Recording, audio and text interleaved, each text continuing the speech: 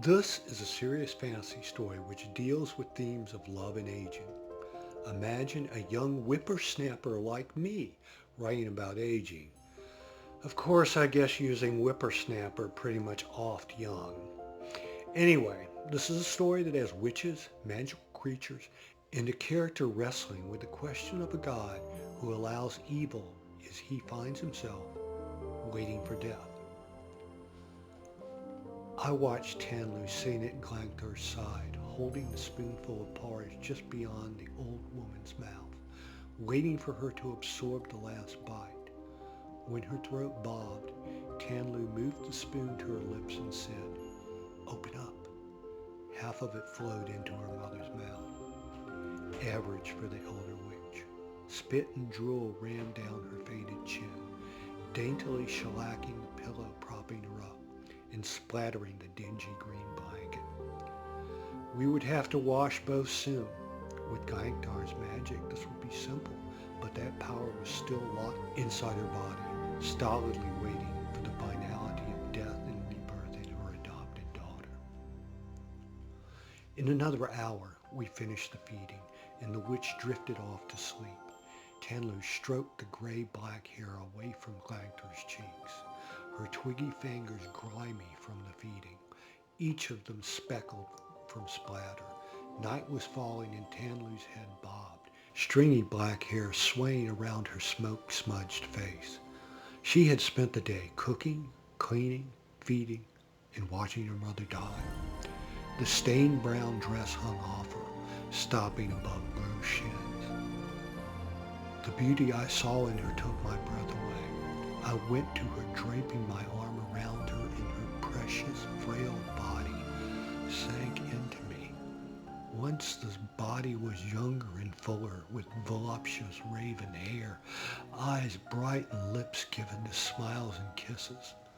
The years had taken that body, but the heart beat within, a heart better than mine. "I should wash her hair," Tanlu said.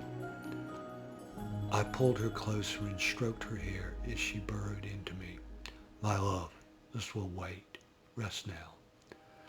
Tanlu's head bobbed, rubbing my chest as if it was a cuddling dog. "Almighty willing, tomorrow will be another day." Just like today, she could take comfort in Almighty if she wished, but the days would continue until the life box ran its course. This could be days, months, years, a time span as predictable as the paths of the winds. But Glanter would be no better. The wise woman's strength had deserted her, and her speech dwindled to sporadic murmurs. "I will visit my mother's friends now," Tanlu said, just as she did every night. She donned the dog-eared cape her mother had given her, likely as a joke on our engagement date, when she turned 15. The witch had said, "You are a woman now, and you will soon join with your man, but you will always be my little girl." Tanlu smiled each time she put it on, but over the years, her teeth retreated in the face of battle, steadily fading into a winsome grin. That had been the best day of my life. All of the village boys adored Tanlu, and I was honored when Glanctor selected me to be bound to her. Tanlu was the village girl that always helped the elders with bowed backs as they struggled with chores, sometimes luring me into acts of decency, stealing my leisure with her sneaky smiles. I must have been 12 before I noticed she was pretty. When she reached 15, our engagement started with happy memories of friends drifting into love. The glow dimmed 5 days later when the life pox seized her, attacking her memory and coordination. The disease was unfathomable, a rare visitor floating in from the mana fields at the heart of magic, striking during the conjunctions. Its strikes as rare and unpredictable as they were deadly, claiming mature witches or sorcerers. Within 3 months, it was the daughter who took care of the mother, while I hunted, helped, and bore witness as time dragged into the future, with less and less of the wise woman inhabiting her shell, and my bride-to-be aging in service. I prepared tea and watched her walk into the woods. Glanctor had shown Tanlu a place under an old wise tree where she could take counsel.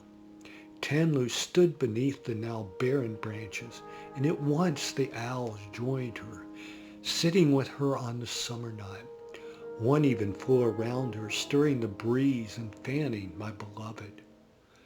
Dozens of them, enchanted creatures, surrounded her as I bought the tea. I handed her a cup and parked the pot, experimentally placing a spare cup in another's cause. A strange headed owl who somehow held it and stayed levitated without wings, floating near Tanlu. Magic kissed indeed. The owls were as much a part of this blessed place as the trees, more so even. Glanctor called them to serve her daughter, and they kept her company in a moment of respite. 100 eyes bored into mine. This was not my place. I would watch her mother while she sipped teas in their friendly presence. What was there for me in this life? Tanlu was no longer a girl. I grew older with a woman who would not be wholly mine until the witch passed. Days of stalking the woods alone, needing to find food, and other days of being all but useless, as only she seemed able to serve her mother. Tanlu made it clear that she preferred her own housekeeping, so I did the outdoor chores and watched the two women age before me, watching helplessly like a raindrop falling to the ground. Would this be the prime of our lives, our best days, waiting for the final breath? A cure is what I wanted, but there was none, and death came not bearing a sickle, but a snail's shell. Worst of all, I love time like this, walking alone in the woods, away from the women and their burdens. This time alone was the best of times. But it was a foul time, pumping a rot of selfishness into my heart, making me unworthy of my women and the life I had with them, as if my leisure were more important than Glanctor's life. Thoughts came to me like hungry wolves, stalking my mind, gnawing my will, and burying me in a blanket of sadness. Days passed through a fog of lost moments as I wandered lost, trapped in a fog of despair. As I turned, the owls hooted, sending a chorus of hoo, and one bird came from behind all the others, flying to me, gliding and clipping me on my left side. Was this owl, this creature of the witches, hurting me for a reason, or just using me as a plaything? Glanctor had never harmed me, so I chose to trust. There were no new answers as a mile later we reached a river which I had never seen, though I had hunted these woods. Witchcraft. Wonderful. My guide flew to a boat on a stream lit by globes, shining bright and mysterious as a river of full moons.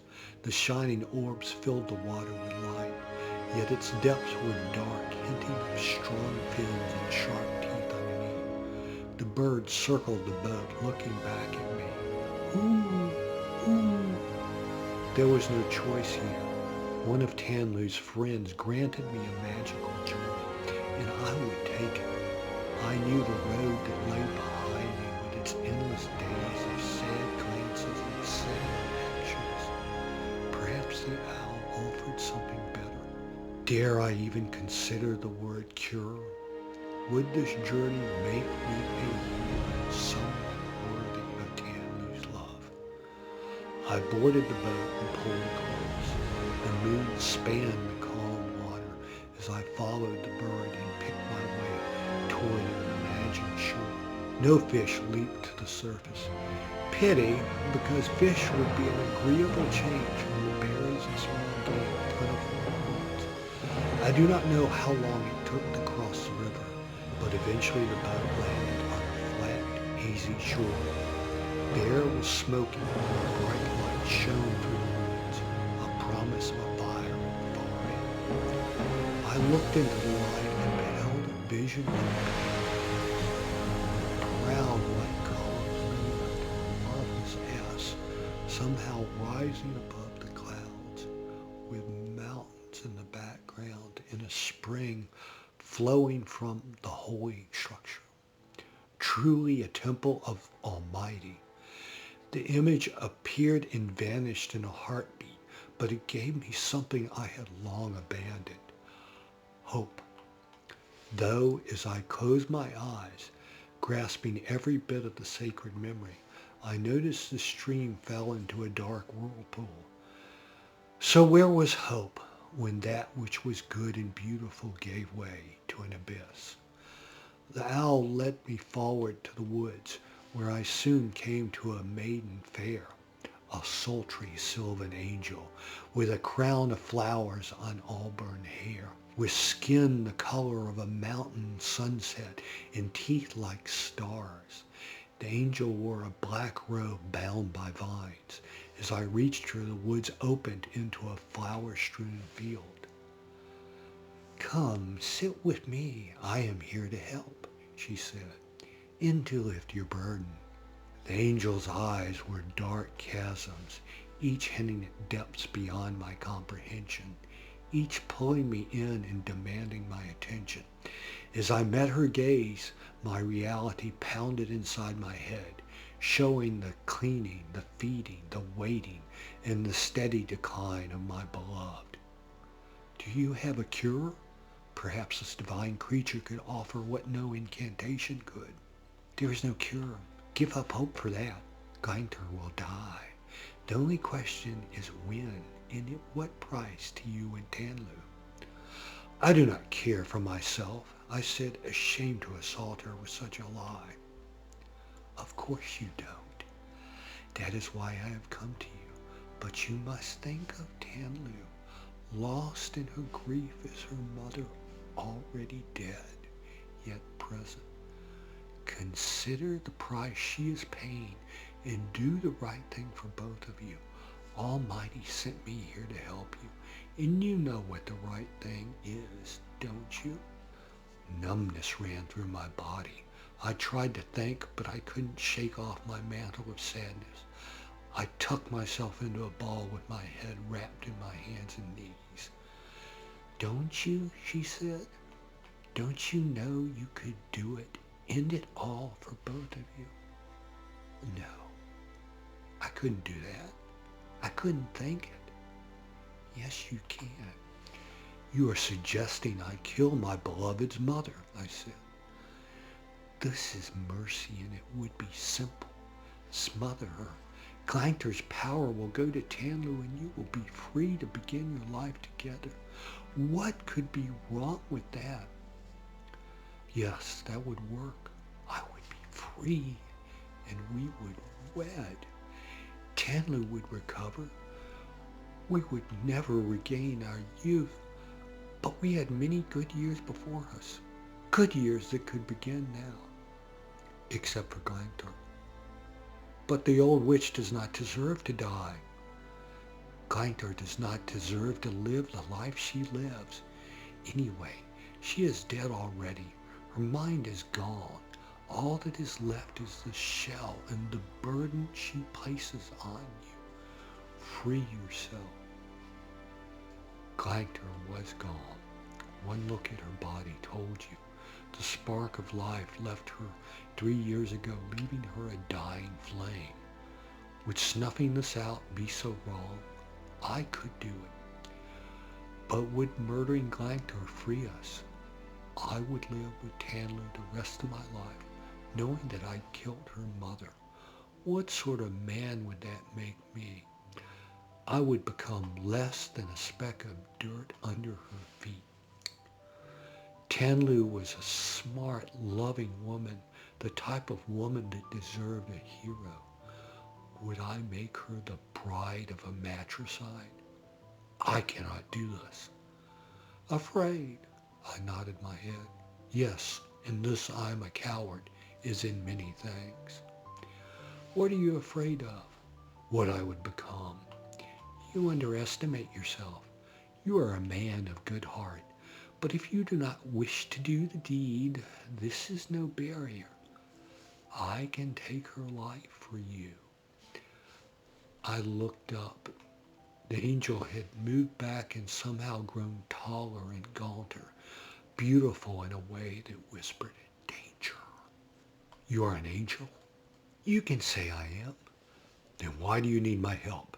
Can't you simply take her? Couldn't you heal her? There is no cure. As for my need for your help, angels such as I can only come when no one is home. I simply need you to take Tanlu away from the cottage for an hour. Give your beloved time away. When you come back, Glanctor will be gone. This was not such a hard thing to do. Tomorrow I would give Tanlu a brief break, and when she returned it would be finished. And she wouldn't be marrying a murderer. And if this was an angel, wasn't this Almighty's will? Surely the Great One had seen the suffering of its servants, and this angel was its gift.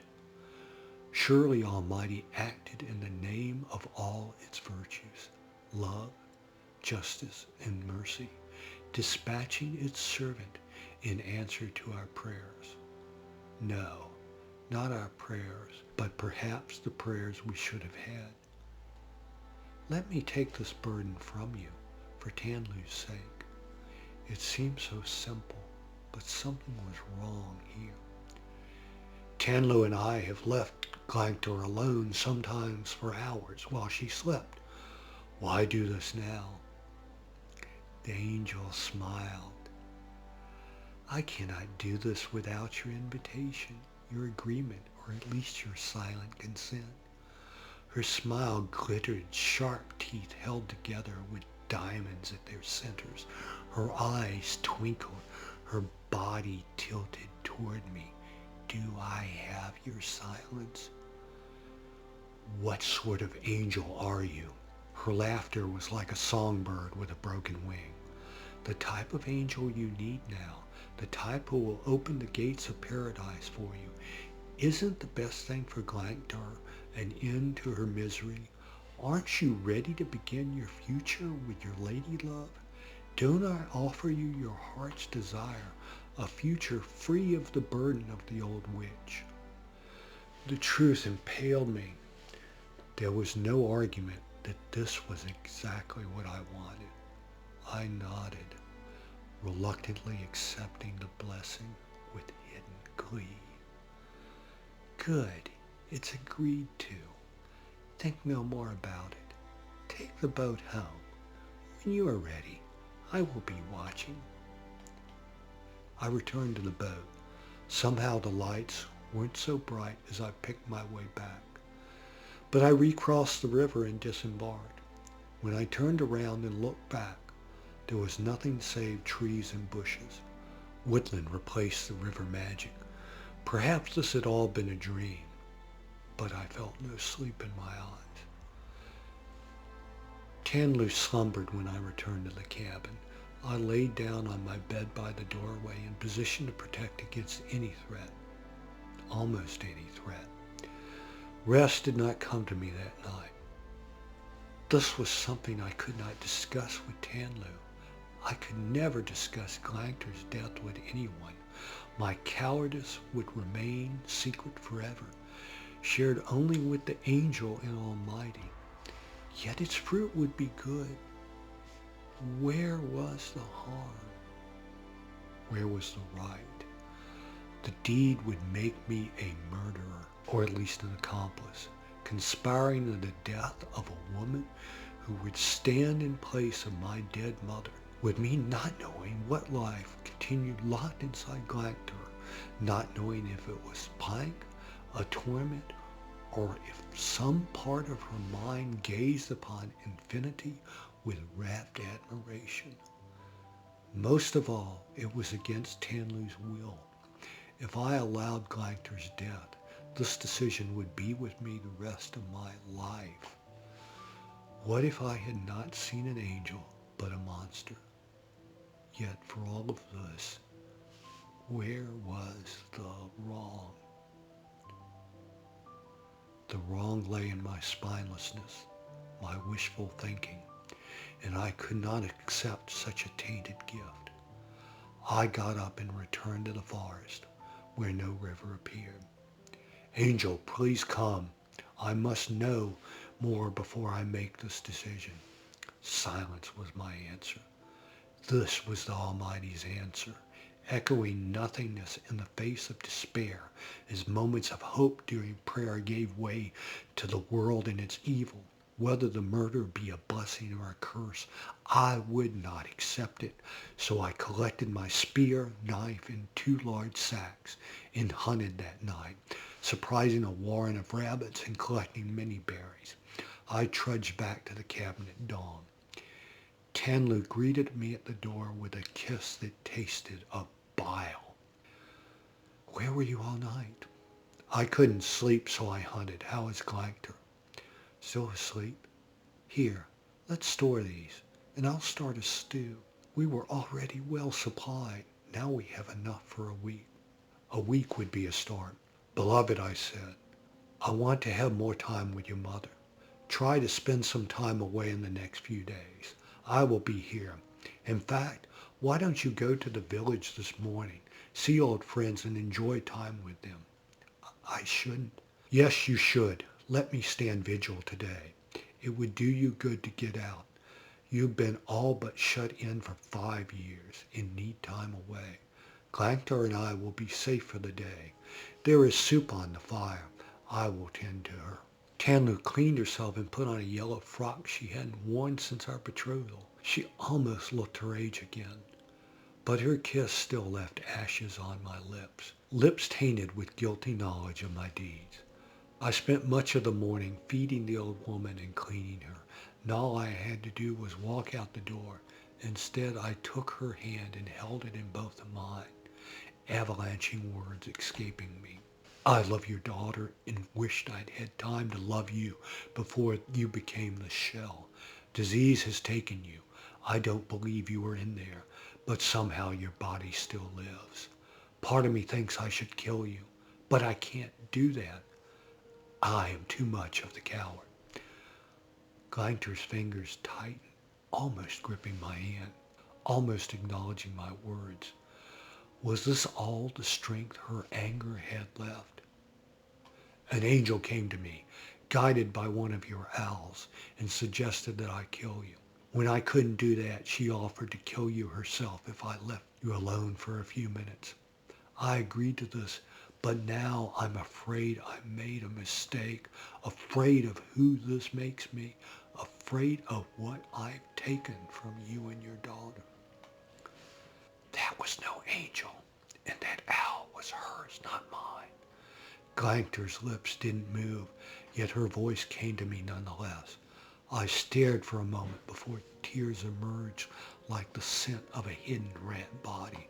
Oh, Glancter, I am so sorry. I will not leave you. This will not happen. Love my daughter and be honest with her.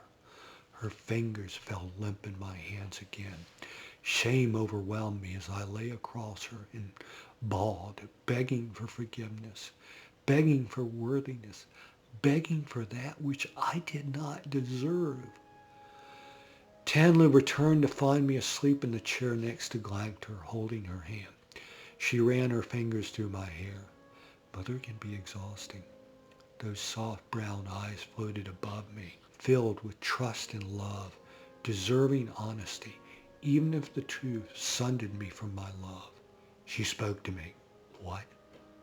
In my mind, she warned me I'd fallen into a trap. What trap? The truth came out, telling me how an owl led me to a mystic river, and from there to the angel who I described. But I did not mention the vision of a draining paradise, nor did I attempt to justify my weakness in the face of temptation. Tanlu sat on the bed, listening. This is not something Glancter taught me, but I think this is the work of another witch, perhaps Myrta, seeking to steal the magic. So no angel? This is not Almighty's work. It would not be so indirect with you, though Almighty might have spoken to you in Mother's voice. I will talk to my owls tonight, but we must keep guard over her. She will not leave my sight. I am sorry I've been so weak. I'm sorry I lost faith. Tanlu hugged me and our bodies pressed together, becoming one wordlessly. I could have stayed like that for the rest of my life, but she pulled away, stroking my face. You didn't lose faith. You stumbled. But I had doubts. Oh, my sweet love, of course you did. That is the nature of faith. There can be no faith without doubts, no faith without questions. There is only faith when you accept the limitations of knowledge and embrace the truth as best you can. What you did was a mistake, not an act of desecration. And in the end, you turned toward the truth. Never will I understand, I said, how you can love such a flawed man. Because I have faith in my love, she said, and turned to walk out the door. Joy and shame fought for my heart as I prepared dinner for Glanctor and splattered soup around her. Tanlu returned when I finished. The owls do not know how to keep the witch away. Now that she has an invitation, we cannot block her unless she renounces it, though Mother's power will protect me, so she dare not attack while we are here.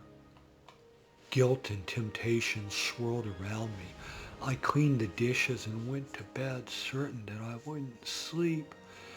Then Tanlu joined me on my mat, and with no words, we became husband and wife. A miracle beyond my comprehension. She had seen how worthless and weak I was, yet loved me still. And for those sacred minutes in the summer sun of our love, the blame melted away from my mortal heart. I have seen much witchcraft, but no spell so strong as this. I awoke to find Tanlu feeding Glanctor. She smiled as I came to her and kissed her. The smile broadened as I spoke. I know how to defeat the witch. How? We trap her in the house where the magic protects us and make her renounce the invitation. I walked to the village and found an old friend who left the sea to move inland, and I asked to borrow a fishing net, which he insisted on giving to me. I spent the day practicing casting it, finding the technique trickier and more tiring than I expected. I returned home that evening exhausted, though when Tanlu returned to my sleeping mat, her flesh revived me, and I awoke refreshed the next morning. Late that afternoon, I made a show of going hunting, journeying well into the woods before circling back, sneaking around to the rear of the cabin and climbing into the window. Once I was in and hidden in a corner holding the net, Tanlu walked back out to her owls. Moments later, a snake slithered into the room, its fangs gleaming in the firelight. I stepped out, casting the net and covering the snake, though ineffectively as the viper simply slithered out of the trap. I pulled my spear and knife, stepping in front of Glanctor and pointing my spear tip at the triangular head as its tongue tasted the air near me.